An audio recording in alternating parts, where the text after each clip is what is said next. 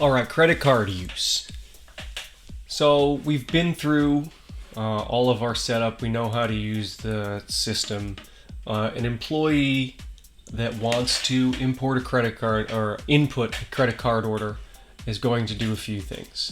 Okay, so first, you need an account with a company called Stripe. Stripe is the only processor that we use. And at your home screen, you get these things called Stripe API keys. So in your home screen, you go to the options menu here, you go to credit card processing. And when you choose Stripe, and when you have a Stripe account, they're going to give you these special keys, a publishable key and a secret key. And you input them on your home screen here, right? Assuming that works and you have a Stripe account, okay, back into my point of sale, it's still a lowercase g. You and your employees, whether in admin mode or not, you can see all of the credit card functions that you've made active. This pre-authorization cushion is something that, if you don't know what that is, don't worry about it. I would say just that's probably how it works. But it's something that credit card companies use for the initial payment before you put in a tip. But let's say you have a restaurant, you want something called pre-authorization. Let's turn it off for now. And you want to run a credit card. Okay, so you're going to click on card entry. I have this fake card number, so don't try to spend anything with this. It doesn't actually do anything. But I put this in, I run the charge, and like magic, well, that's a good learning experience. I've got to connect to Stripe up here. I forgot to say that. Connect to Stripe. I enter the card again. And it's kind of the whole process. We only have manual entry. We're not going to use card readers because there are security concerns with that, with our app being able to be used by all different computers as opposed to just hardware that we're giving you. But so, the credit card information goes in. Now, both your receipt and your credit receipt have that information on it, should you need to give that out to the customer, right? So when you're in a restaurant, though, charges don't actually happen that fast. First, you need to drop off the bill at the table. So I'm going to clear this order so we can put in a new one. And let's just do something easy. I'll put these 2 beers in. Okay, so now we're going to run pre-authorization. So we do the credit card this time, and I'm using my same fake number again. Don't try to steal this number. It's not going to work.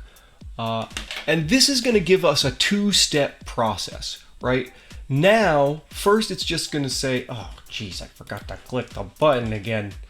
So we're connected. So this is a 2-step process. It's going to tell us that we're approved for more than the amount we put in. We have a $12 bill here that went in, and the amount that it's approved for is $15.60. That's that 30% cushion in case somebody tips. Now, if people tip over that, it's okay. It just means you need to run another transaction, and the computer will help you through that. But now we have a payment that's yet to be completed. So you take this receipt, you go drop it off at the table. You want a credit receipt so that they'll have gratuity and total. They put their signature, and now when you come back with that filled out, you're going to go into the complete payment section, find that particular bill, right? And let's say they tipped $3 out of the $3.60 that you allotted. If they tipped $30, that is okay, but you'll have to run another transaction, and the computer will just walk you through that piece of cake.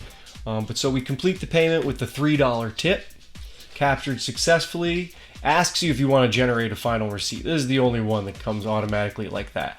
But so this is for your records. Generally, the final receipt in a restaurant, right? Obviously, the customer is never going to see.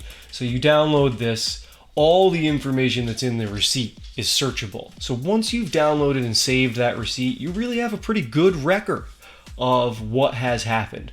Besides the fact that this order that's still up, you can still record the data into your book. Okay, so credit cards. You hit card entry. I think it's fairly intuitive. So let's start another order finally. One last kind of order. let's say whatever it is that's ordered in your restaurant, you want to have a custom charge, right? Let's say they're paying partially in cash, right? You want to have a custom charge. This custom charge button, you can input any amount you want. Realistically, this could be your whole cash register right here if you don't want to be putting in orders constantly and using all of this data. But custom charge, let's say I just want to charge somebody $50. That's it. All you do is put it in.